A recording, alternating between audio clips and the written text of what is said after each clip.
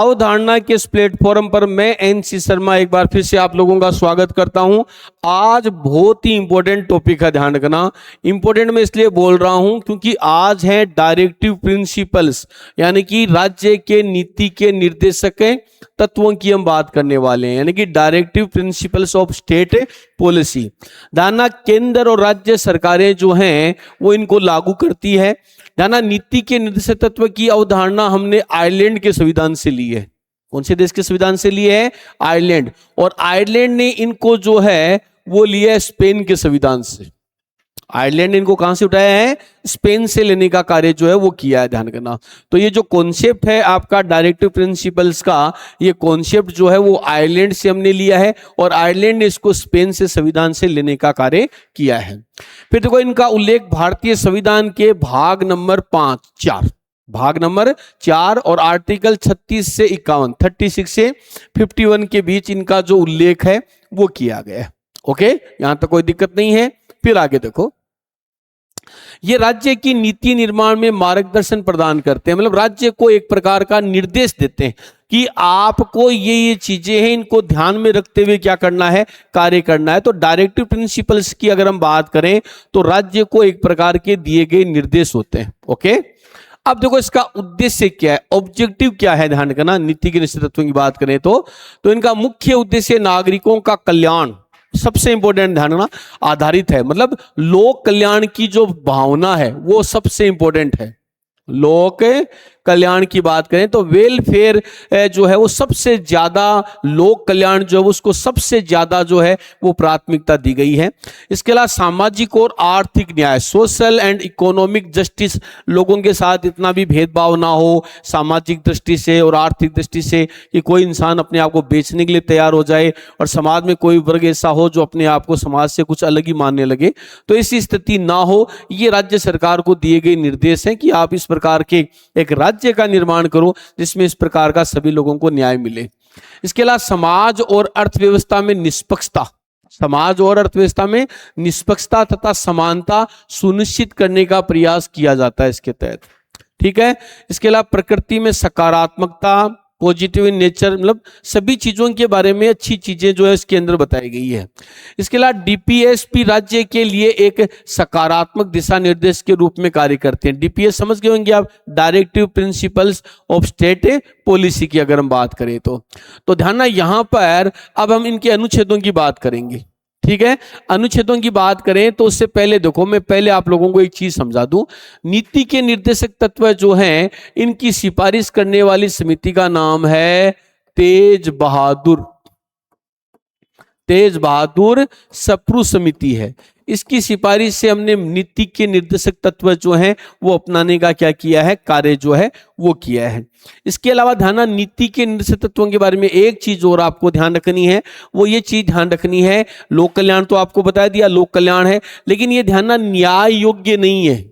अगर आप इनके खिलाफ कोर्ट में जाते हो, आप कहते हो कि राज्य सरकार इनका पालन नहीं कर रही है, हम तो कोर्ट में जाएंगे, सुप्रीम कोर्ट में जाएंगे, हाई कोर्ट में जाएंगे, जाओ, कोई फर्क पड़ने वाला नहीं है, क्योंकि ये न्याय योग्य नहीं है, आपको कोर्ट से न्याय प्राप्त नहीं होगा ध्यान इनके मामले में। ठीक है, तो ये मामला आ जाता है आपका। इसके अलावा परंतु ये शासन के लिए मूलभूत माने जाते हैं। ठीक है, अब देखो यहां पर सबसे पहले जो अनुच्छेद है आपका, अनुच्छेद नंबर 36। अनुच्छेद नंबर 36 के अंदर राज्य की परिभाषा दी गई है। यहां ध्यान, राज्य की वही परिभाषा है जो मौलिक अधिकारों में दी गई है, यानी कि मौलिक अधिकारों के अंदर जो प्रावधान वगैरह था वही यहां पर कुछ उल्लेख जो वो किया गया है, ध्यान रखना। इसके अंतर्गत अगर हम बात करें तो राज्य सरकार को यह कहा गया है कि आप नियोजन का कार्य करोगे। आप क्या करोगे? अपना नियोजन का कार्य करोगे। किसके आधार के ऊपर? अपने संसाधनों के आधार पर। राज्य सरकार जो है वो अपने नियोजन का कार्य करेगी अपने संसाधनों के आधार पर, जिससे अधिक लोगों का अधिक से अधिक क्या हो, कल्याण हो और क्या हो, विकास हो। मतलब राज्य सरकार इस प्रकार की योजनाएं बनाएगी जिससे जनता का कल्याण हो। तो राज्य सरकार के बारे में और राज्य सरकार अपने संसाधनों का किस प्रकार से यूज करेगी, उपयोग करेगी, इसका उल्लेख है। फिर आता है अनुच्छेद 37। अनुच्छेद नंबर 37 की अगर हम बात करें तो लागू होने की प्रकृति, लागू होने की प्रकृति जो है इसके बारे में यहां पर दिया गया है। ध्यान, इन सिद्धांतों को न्यायालय द्वारा लागू नहीं कराया जा सकता। जैसा कि मैंने तुम लोगों को कहा था ना कि ये लोक कल्याणकारी तो है, नीति के निश्चित तत्व की बात करें तो ये क्या है आपके, ये लोक कल्याणकारी है, ध्यान रखना। लेकिन ध्यान रखना, आप सोचो ये न्याय योग्य है, तो आपको बता दूं आर्टिकल 37 कह रहा है कि ये न्याय योग्य नहीं है। ध्यान रखना, न्याय योग्य प्राप्त नहीं है, न्यायालय द्वारा इनको सुरक्षा प्राप्त नहीं होती है। ध्यान रखना, ओके। फिर आपका अनुच्छेद आता है 38 कहता है कि नीति के निर्देशक तत्व है, नीति के निर्देशक तत्व लोक कल्याण में अभिवृद्धि करते हैं। यह ध्यान रखना, सामाजिक व्यवस्था स्थापित कर लोक कल्याण को बढ़ावा देते हैं, असमानताओं को क्या करते हैं, ये कम करने का क्या करते हैं, कार्य करते हैं। इसमें ध्यान रखना, तीनों प्रकार के कल्याण की बात कही गई है।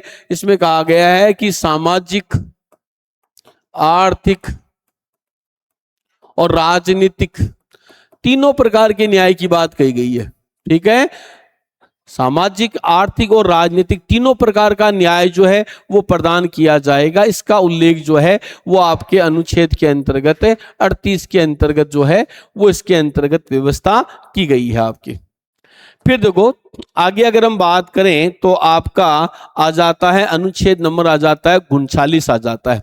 इसके अंतर्गत अगर हम बात करें तो ये कहा गया कि राज्य की नीति के सिद्धांत दिए गए कि सभी नागरिकों को आजीविका के साधन उपलब्ध करवाना। मतलब राज्य सरकार का ये काम होगा, राज्य सरकार का ये क्या होगा, काम होगा कि सभी लोगों को आजीविका के जो अवसर हैं वो प्रदान करवाए जाएंगे। ठीक है, तो स्त्री व पुरुष वगैरह जितने भी हैं उन सबको आजीविका के समान अवसर जो है वो प्रदान करने का काम जो है वो राज्य सरकार का जो है वो होगा। ध्यान रखना। फिर आगे देखो, आगे अगर हम बात करें तो संसाधनों का समान वितरण होगा। बिल्कुल, जो भी संसाधन उनका सही तरीके से वितरण किया जाएगा। धन का संकेंद्रण ना हो, एक ही व्यक्ति के हाथ में धन केंद्रित नहीं होना चाहिए। समान कार्य के लिए समान वेतन, सब लोगों को समान कार्य के लिए समान वेतन, चाहे स्त्री हो चाहे पुरुष हो, जो उन्होंने काम किया उसी काम के अनुसार उनका क्या होना चाहिए, वेतन होना चाहिए। श्रमिकों और बच्चों का संरक्षण, अगर बच्चे और जो काम कर रहे हैं तो है ना उनकी विशेष रूप से ध्यान रखा जाए। जो श्रमिक वगैरह हैं उनके संरक्षण की बात जो है वो इस अनुच्छेद के अंदर कही गई है। ध्यान रखना, तो आजीविका के समान अवसर प्रदान करना और समान कार्य के लिए समान वेतन देना, ये आर्टिकल नंबर 39 में आ गया। फिर देखो एक आर्टिकल जोड़ा गया है 39A, इसमें है समान न्याय व निःशुल्क विधिक सहायता, है ना। सभी को समान न्याय उपलब्ध कराया जाए और निःशुल्क न्याय प्रदान किया जाए। मतलब कुछ ऐसे हालात होते हैं कि नागरिकों को ये अधिकार दिया गया है, कुछ ऐसे हालात होते हैं जिसमें नागरिकों को ये अधिकार दिया गया है कि वो निःशुल्क क्या प्राप्त कर सकते हैं, आपका न्याय जो है वो प्राप्त करने का कार्य कर सकते हैं, है ना। जिन परिवारों की वार्षिक इनकम 1 लाख रुपए से कम है तो उनको निःशुल्क न्याय प्रदान करने का जो कार्य है वो इस अनुच्छेद के तहत निर्देश दिया गया है। ये ध्यान अलग से जुड़ा हुआ आर्टिकल है आपका। तो समान न्याय व निःशुल्क विधिक सहायता प्रदान करना। फिर देखो अनुच्छेद नंबर 40, ग्राम पंचायतों के संगठन का उल्लेख, है ना। हाल ही में पंचायती राज के चुनाव करवाने हर 5 साल से अनिवार्य हो गए हैं क्योंकि 2 अमेंडमेंट हुए थे, एक तो 73वां और एक कौन सा 76वां। 73वां जो अमेंडमेंट है इसके तहत पंचायती राज व्यवस्था को, कौन सी व्यवस्था को, पंचायती राज व्यवस्था को संवैधानिक दर्जा दिया गया।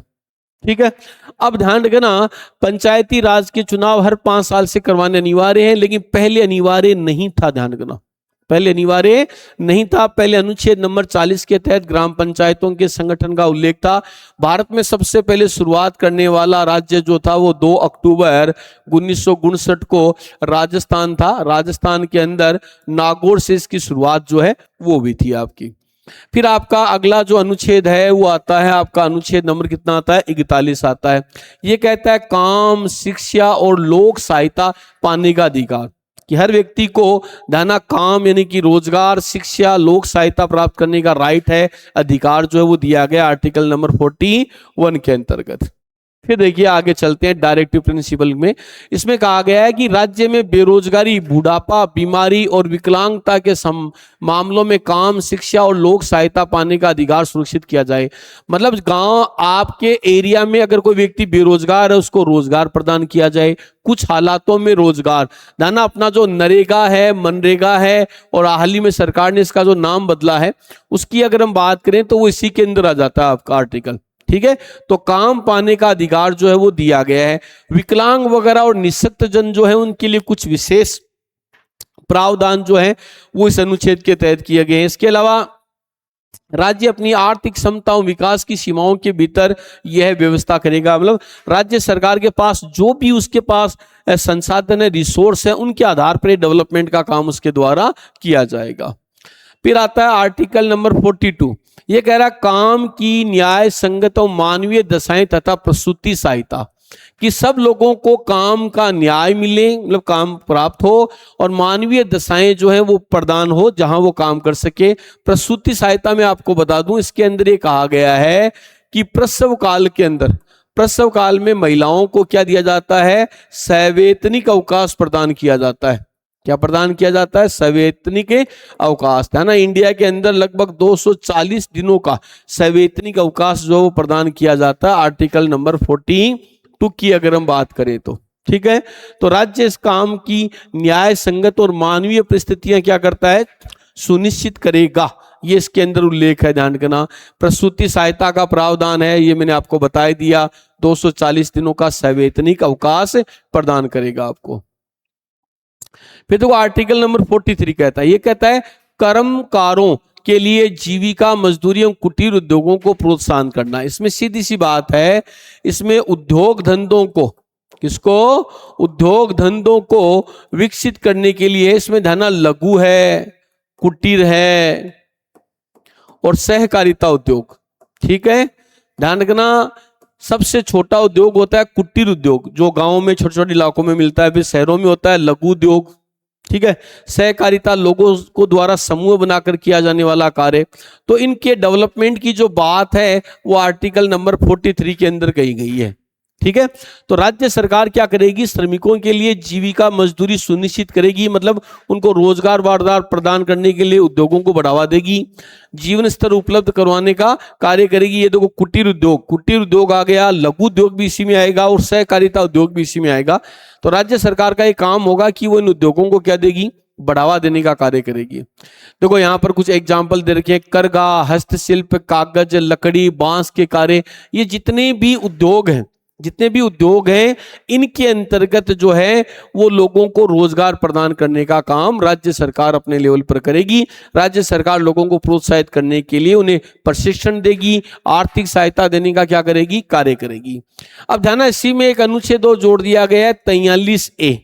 ये कहता है उद्योगों के प्रबंधन में कर्मकारों की भागीदारी, मतलब जो काम करने वाले जो लोग हैं उनकी भागीदारी भी राज्य सरकार क्या करेगी, सुनिश्चित करेगी।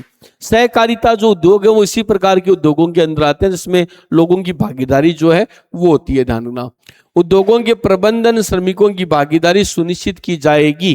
कि राज्य सरकार का काम होगा कि उद्योगों के प्रबंधन में भी उनकी भागीदारी हो, जो श्रमिक वगैरह हैं। धना, यह प्रावधान 42वें संविधान संशोधन 1976 द्वारा जोड़ा गया था, पहले नहीं था ये 42वें अमेंडमेंट के तहत जोड़ा गया था। फिर आपका आर्टिकल आता है 43B। देखो ये 43A है, ये 43B है। इसमें सहकारी समितियों के प्रबंधन, संचालन और नियंत्रण का उल्लेख है। सहकारी समितियां आपको पता है, ठीक है, वही जो मैंने अभी समूह के रूप में बताया था। तो उनके प्रबंधन है, उनके संचालन है, उनके नियंत्रण वगैरह का मामला इसमें आ जाता है। इसके अलावा राज्य सहकारी समितियों के स्वायत्त संचालन को प्रोत्साहित करेगा, मतलब राज्य सरकार जो उन्हें स्वतंत्र रूप से संचालित करने के लिए जो है वो प्रोत्साहित करने का कार्य जो है वो राज्य सरकार द्वारा किया जाएगा। ये आर्टिकल नंबर 43B के अंदर उल्लेख किया गया है। इसके अलावा लोकतांत्रिक नियंत्रण और पेशेवर प्रबंधन सुनिश्चित किया जाएगा, मतलब इसके अंदर जो व्यवस्था होगी वो पूरी लोकतांत्रिक होगी। जो लोग होंगे, इसके मेंबर होंगे, उनकी इसमें क्या होगी, भागीदारी होगी। और पेशेवर जो प्रबंधन है, अच्छी खासी जो एक तरीके से अनुभवी लोग हैं, उनको इसमें शामिल किया जाएगा। ठीक है, तो ये आर्टिकल 43 के अंदर 43A और 43B आ गया। फिर देखो आर्टिकल नंबर 44 समान कानून नागरिक संहिता, इसके अंदर आपने नाम सुना होगा यूनिफॉर्म सिविल कोड, बहुत चर्चा में है, ध्यान रखना। ये यूनिफॉर्म सिविल कोड की बात करें तो भारत में उत्तराखंड राज्य है। कौन सा राज्य है? उत्तराखंड, जहां इसको लागू किया गया हाल ही में। ये पहले कहां लागू था? आपका गोवा में लागू था। यूसीसी के नाम से इसको जाना जाता है, यूसीसी, यूनिफॉर्म सिविल कोड, ध्यान रखना। ठीक है, तो भारत के एक ही राज्य में लागू है, उस राज्य का नाम क्या? उत्तराखंड नाम है, ध्यान रखना। तो राज्य भारत के समस्त नागरिकों के लिए एक समान नागरिक संहिता सुनिश्चित करने का प्रयास करेगी, मतलब सब लोगों के लिए एक जैसे कानून होंगे। अब उत्तराखंड और गोवा ऐसे राज्य हैं भारत के जहां पर चाहे हिंदू हो चाहे मुसलमान हो, सबके लिए एक जैसे कानून है, कानूनों में कोई भेदभाव वहां पर नहीं किया जाएगा। हालांकि बाकी राज्यों में ध्यान रखना, अलग अलग राज्यों के लोगों के लिए अलग अलग क्या है? कानून वगैरह की व्यवस्था जो है वो की गई है, ध्यान रखना। इसके अलावा ध्यान रखना, इसमें विवाह है, तलाक है, उत्तराधिकार है आदि से संबंधित मामले जो है वो इसके अंदर शामिल जो है वो होते हैं आपके। फिर देखिए आगे अगर हम बात करें तो अनुच्छेद नंबर 45 के अंतर्गत क्या आता है? देखो ये कहता है बालकों के लिए निःशुल्क अनिवार्य शिक्षा। बालकों के लिए निःशुल्क अनिवार्य शिक्षा मतलब 6 से लेके 14 वर्ष के जो बच्चे होते हैं, 6 से लेके 14 वर्ष के जो बच्चे होते हैं उनको निःशुल्क प्राथमिक शिक्षा जो है वो प्रदान की जाएगी। इसका प्रावधान जो है वो इसके अंतर्गत किया गया है। ध्यान, पहले ये आपका अधिकार नहीं था, अब ये अधिकार हो गया है अनुच्छेद नंबर 21 के अंदर, आर्टिकल 21A के अंदर अब ये अधिकार हो गया है प्राथमिक शिक्षा। पहले अधिकार ना होकर डायरेक्टिव प्रिंसिपल में आता था, आर्टिकल नंबर 45 के अंदर आता था। अब क्या हो गया है? ये आपका अधिकार हो गया है, ध्यान रखना।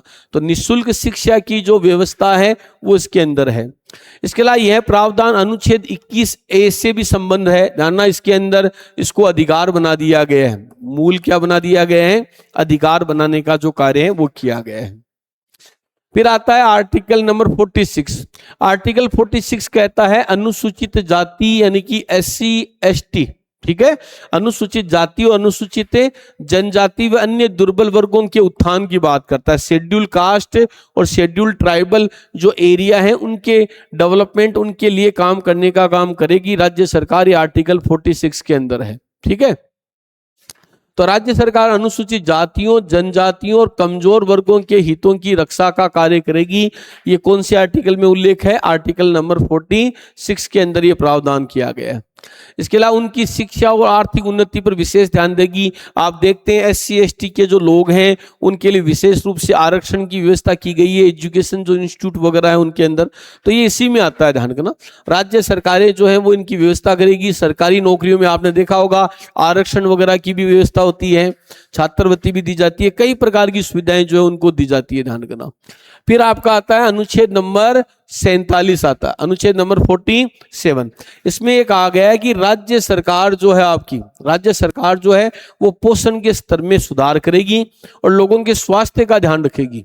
ध्यान रखना, अपने राज्य के अंदर बात करें तो आपने देखा होगा ये होते हैं आपके आंगनबाड़ी केंद्र होते हैं, वहां पर कई प्रकार की पोषाहार की जो सुविधाएं जो है वो वर्तमान में दी जा रही हैं, जिनका उद्देश्य यही है कि लोगों को एक तरीके से स्वस्थ रखा जाए। विशेष रूप से महिलाओं से संबंधित कई प्रकार की योजनाएं जो है वो चल रही है आंगनबाड़ी केंद्रों में। यह आर्टिकल कौन सा आपका 47 है जिसमें व्यवस्था है।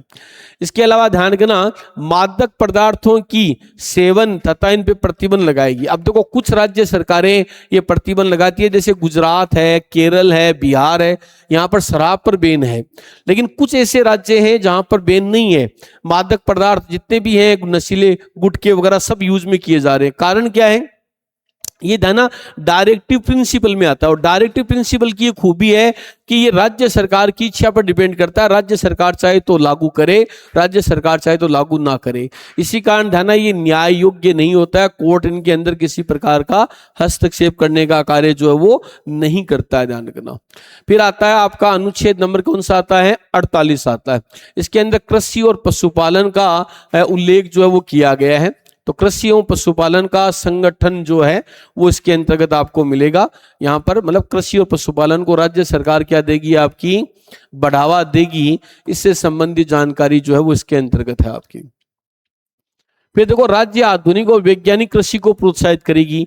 राज्य सरकार का काम होगा कि वो किसानों को ऐसी तकनीक दे, ऐसे जानवरों की नस्ल डेवलप करे, ध्यान रखना, जिससे उत्पादन में क्या हो, वृद्धि हो, ज्यादा से ज्यादा जानवर जो बीमारियों से दूर रह सके और वैज्ञानिक तकनीक का इस्तेमाल करे। ठीक है, तो ये आपका आर्टिकल जो है वो 48 के अंदर है। इसके अलावा पशुधन संरक्षण और नस्ल सुधार, ये मैंने अभी आपको बता दिया, पशुओं की नस्ल वगैरह सुधार के लिए भी राज्य सरकार जो है वो क्या करती है, कार्य करती है। दाना एनिमल हस्बेंड्री यानी कि पशु पालन से संबंधित इंप्रूवमेंट जो है वो गवर्नमेंट जो है वो करेगी। फिर आपका आता है 48A आता है, 48A आता है। इसमें दाना पर्यावरण है, वन है और वन्य जीवों, पर्यावरण, वन और वन्य जीवों की सुरक्षा से संबंधित जो कार्य है वो करेगी। ध्यान, ये आर्टिकल बाद में अलग से जोड़ा गया है, ये आर्टिकल बाद में अलग से जोड़ा गया है, जिसमें पर्यावरण से संबंधित, वन और वन्य जीवों से संबंधित जो बातें हैं वो कही गई है कि इनके हितों के लिए विशेष आप क्या करोगे, सुरक्षा करने का जो कार्य है वो आपके द्वारा किया जाएगा। इसके अलावा ध्यान, राज्य जो है वो पर्यावरण की क्या करेगी, रक्षा और सुधार का कार्य करेगी। राज्य जो है वो पर्यावरण की रक्षा और सुधार का क्या करेगी, कार्य जो वो करेगी। ये आपका उल्लेख इसके अंतर्गत जो है वो किया गया है। इसके अलावा वनों और वन्य जीवों की सुरक्षा सुनिश्चित करेगा, कौन करेगी, वनों और वन्य जीवों की सुरक्षा कौन करेगी, आपकी राज्य सरकार जो है वो करेगी। तो ये सब ध्यान 48A के अंदर बाद में जोड़े गए हैं। तो वनों और वन्य जीवों की सुरक्षा से संबंधित है 48A, और कृषि और पशुपालन को बढ़ावा देने के लिए है 48। इसके बाद में आपका अनुच्छेद आता है, अनुच्छेद नंबर, आर्टिकल नंबर 49।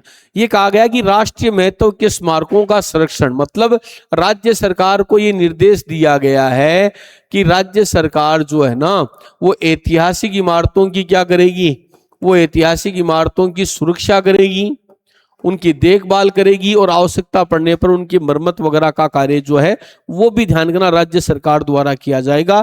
ये आर्टिकल नंबर 49 के अंदर है। इसके अलावा ध्यान, राज्य जो है वो राष्ट्रीय महत्व के स्मारकों की क्या करेगा, रक्षा करेगा। बिल्कुल, जैसे राजस्थान में चित्तौड़गढ़ का किला है, ये ध्यान राष्ट्रीय महत्व का एक स्मारक है। तो राज्य सरकार द्वारा पूरी व्यवस्था की जाएगी कि किसी प्रकार का उसे नुकसान ना हो, ध्यान उनके विनाश या क्षति को रोकेगी, उनकी मरम्मत वगैरह का कार्य करेगी। ये ड्यूटी जो है या ये जो कार्य है वो राज्य सरकार के द्वारा जो है वो किया जाता है, ध्यान रखना। ठीक है, फिर आपका आर्टिकल जो है वो आता है, अनुच्छेद नंबर कौन सा आता है आपका, 50 आता है। अनुच्छेद 50 कहता है कि न्यायपालिका और कार्यपालिका का पृथक्करण, कि न्यायपालिका और कार्यपालिका जो है वो अलग अलग रहकर क्या करेगी, कार्य करेगी, एक दूसरे के मामले में क्या नहीं करेगी भाई, हस्तक्षेप करने का जो कार्य है वो नहीं करेगी। ठीक है, तो हस्तक्षेप ना करते हुए कार्य जो है वो किसके द्वारा किया जाएगा, वो न्यायपालिका और कार्यपालिका करेगी। तो दोनों का अलग अलग काम है, एक तो क्या करती है, कानूनों को लागू करती है, एक उन कानूनों का जो उल्लंघन करता है उन्हें दंडित करती है, कौन, न्यायपालिका। तो इनके काम अलग अलग होने चाहिए, इनमें किसी प्रकार से एक दूसरे का कोई हस्तक्षेप नहीं होना चाहिए और ना ही राज्य सरकार का। तो राज्य न्यायपालिका के और को कार्यपालिका से क्या करेगी, अलग करेगा, किसी प्रकार का हस्तक्षेप नहीं किया जाएगा, एक दूसरे की स्वतंत्रता जो है वो बनाए रखने का जो कार्य है वो इसके अंतर्गत रखा जाएगा। इसके अलावा ध्यान, अनुच्छेद नंबर 51, अनुच्छेद नंबर 51 की बात करें तो इसके अंदर अंतर्राष्ट्रीय शांति और सुरक्षा की बात कही गई है। ध्यान, इसके अंदर राज्य सरकार को यह निर्देश दिया गया है कि आप अंतर्राष्ट्रीय शांति व व्यवस्था का कार्य करोगी। ध्यान, ये भारत की विदेश नीति स्पष्ट करता है। अगर प्रश्न आ जाए भारत की विदेश नीति कौन सा अनुच्छेद स्पष्ट करता है? तो भारत की विदेश नीति स्पष्ट करता है। आर्टिकल नंबर 51 की बात करें तो ये भारत की विदेश नीति को स्पष्ट करने का कार्य करता है। तो राज्य अंतर्राष्ट्रीय शांति और सुरक्षा को क्या देगा? बढ़ावा देगा। अंतर्राष्ट्रीय विवादों का समाधान जो मध्यस्थता से करने का क्या करेगा? कार्य जो है वो करेगा। दाना ये आपके आगे नीति के निर्देशक तत्व है, डायरेक्टिव प्रिंसिपल्स। दाना इनका जो उल्लेख है वो अनुच्छेद नंबर 36 से 51 के बीच है। अनुच्छेद नंबर 36 से 51 के मध्य इनका उल्लेख जो है वो किया गया है। दाना इनके बारे में कुछ विद्वानों ने बात भी कही है, जैसे एक व्यक्ति है आपका केटी शाह। कौन है? केटी शाह है। वो ये कहता है कि यह वह चेक है जो बैंक की इच्छा पर निर्भर करता है। बैंक की इच्छा पर निर्भर करता है। ठीक है, ये बात किसने कही थी? केटी शाह ने। अब यहां पर चेक कौन है? चेक तो है नीति के निर्देशक तत्व है। ध्यान, बैंक कौन है? बैंक है आपकी ध्यान राज्य सरकार। तो यहां पर एक आ गया है कि आप राज्य सरकार चाहे तो आप इस चेक को केस कर लो, यानी कि नीति के निर्देशक तत्वों का पालन करो। तो ध्यान, जो राज्य सरकार नीति के निर्देशक तत्वों का जितना ज्यादा पालन करती है वो सरकार उतनी ही ज्यादा लोकप्रिय होती है, क्योंकि इसमें ज्यादातर वेलफेयर यानी कि आम जनता के लोक कल्याण की बात कही गई है और जन कल्याण की भावना को सर्वोच्च प्राथमिकता दी गई है। नाना भीमराव अंबेडकर